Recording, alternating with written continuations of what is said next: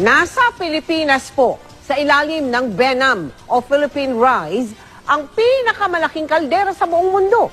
Ang kaldera po ay yung uka o crater na nilikha ng pagsabog ng bulkan. Ang tanong, aktibo pa kaya yung bulkang lumikha sa kaldera? Alamin sa pagtutok ni Chino Gaston.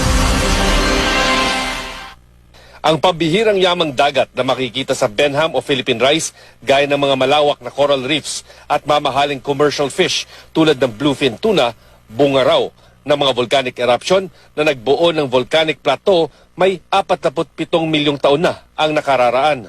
Nadiskubre nga rito ng New Zealand-based Pinay geophysicist na si Jenny Barreto at dalawang kasamahan ang kaldera o crater na iniwan ng isang underwater volcano. Pinangalanan nila itong Apo-Laki na ibig sabihin ay higanting Panginoon o pinuno, hango sa Filipino mythical God of the Sun and War. Base na rin sa inilathalang research paper ni Barreto at kanyang mga kasamahan, ang Apo-Laki ang maituturing na pinakamalaking kaldera sa buong mundo.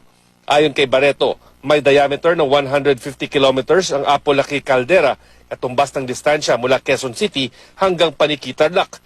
Kasya rin sa loob ng Apo-Laki caldera ang higit 7 Taal Lake.